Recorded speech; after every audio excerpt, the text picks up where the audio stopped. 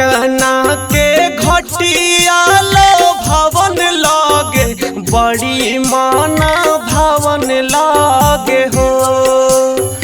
पटना के घटिया लो भवन लागे बड़ी माना भवन लागे हो।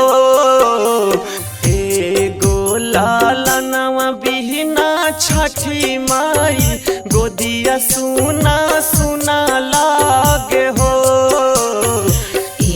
एगो लालनवा बिना छठी माई गोदिया सुना सुना लागे हो।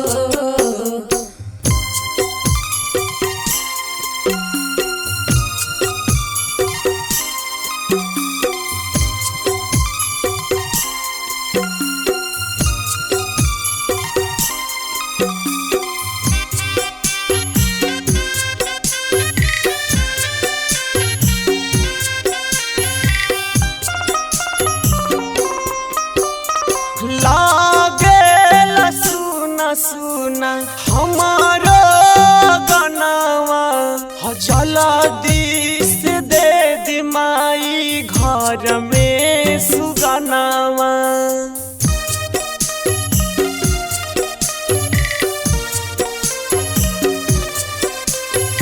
लागे सुना सुना हमारा गनावा जल्दी से दे दी माई घर में सुगनावा।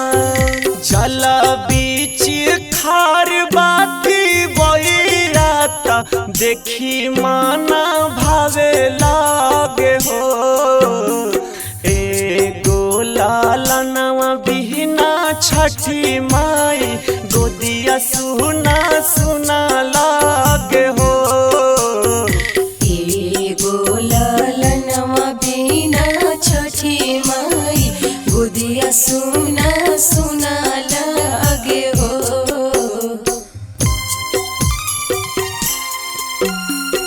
बुद्धा रिकॉर्डिंग स्टूडियो गया।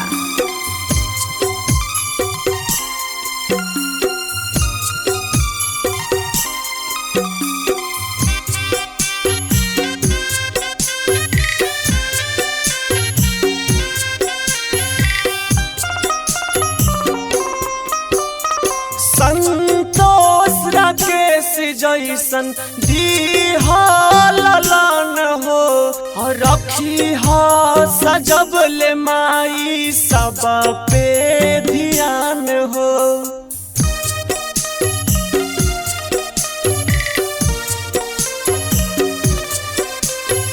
राहुल प्रीति जैसन दीहालन हो और रखी हा सजबल माई सब पर ध्यान हो।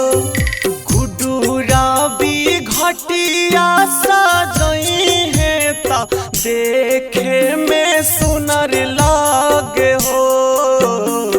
एगो लालनवा बिहना छठी माई गोदिया सुना सुना लागे हो।